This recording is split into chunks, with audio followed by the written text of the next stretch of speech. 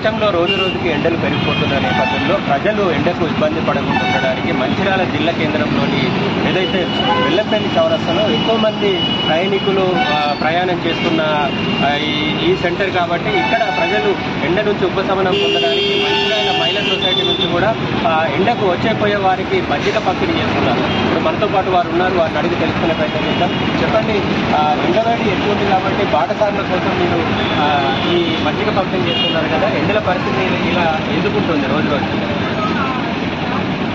మనకి ఎండాకాలం అంటేనే భరించలేము.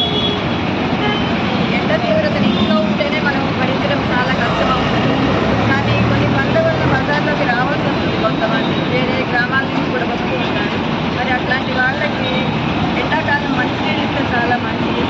దాదాపు 10 years నుంచి మేము మంచిర్యాల మహిళా కమిటీ తరఫున ఇక్కడ సత్యంత్రం పెడుతున్నాము. ఆఫ్టర్నూన్ 1 hour 1.5 hours మజ్జిగ పంపిణీ కూడా చేస్తున్నాము. ఎందుకంటే చాలా కష్టం ఈ రోజుల్లో. మంచినీళ్ళతోటి మంచి మజ్జిగతోటి ఉపశమనం అనేది తప్పకుండా లభిస్తుంది. మనము తిండి లేకుండా 2-3 రోజులు ఉండొచ్చు, కానీ వాటర్ లేకుండా అయితే ఉండలేదు. మన జీవన బతుకడే వాటర్, నీళ్ళు లేకుండా మనం బతికేది. ఎస్పెషల్లీ ఎండాకాలం అంటే ప్రతి ఒక్కరు కూడా నీళ్ళు తప్పకుండా ఎక్కువ. సో నీటి ప్రాధాన్యత తెలుపుతూ మనము నీరు పొదుపు కూడా చేసుకుంటూ ఉండాలి.